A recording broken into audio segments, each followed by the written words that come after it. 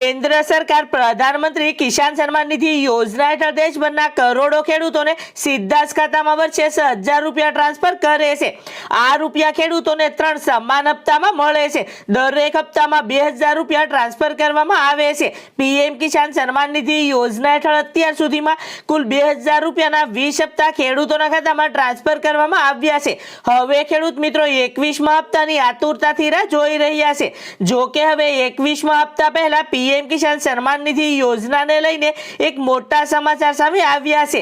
तो पीएम किसान सम्मान निधि योजना ने लईने शुं मोटी अपडेट छे?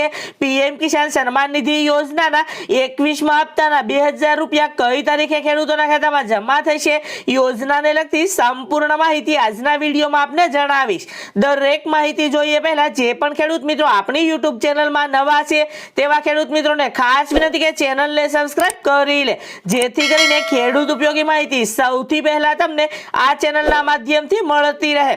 તો પીએમ કિસાન સન્માન નિધિ યોજનાની અંદર ખેડૂતોને 21મા હપ્તાના 2,000 રૂપિયા એટલે કે આ રકમ મેળવવામાં મુશ્કેલીનો સામનો કરવો પડી શકે છે। આમાં એવા ખેડૂતોનો સમાવેશ થાય છે જેમણે હજુ સુધી ઈ-કેવાયસી કરાવ્યું નથી।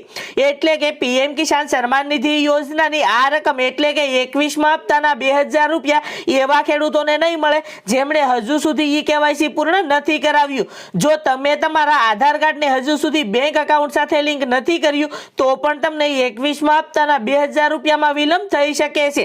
તેથી જો તમે હજુ સુધી ઈ-કેવાયસી અને બેંક એકાઉન્ટ સાથે આધાર કાર્ડ લિંક નથી કર્યું તો તાત્કાલિક આ કાર્યને પૂર્ણ કરી લેજો। કેન્દ્ર સરકાર દ્વારા અગાઉ પણ સ્પષ્ટ સૂચના આપવામાં આવી છે કે પીએમ કિસાન સન્માન નિધિ યોજનાનો લાભ ફક્ત એવા ખેડૂત મિત્રોને જ મળશે કે જેમણે ઈ-કેવાયસી અને પીએમ કિસાન એકાઉન્ટની અંદર બેંક ખાતામાં આધાર કાર્ડ લિંક કરાવ્યું છે। આ ઉપરાંત ખેડૂત મિત્રોએ પોતાના જમીનના રેકોર્ડની ચકાસણી કરાવવી પણ જરૂરી છે।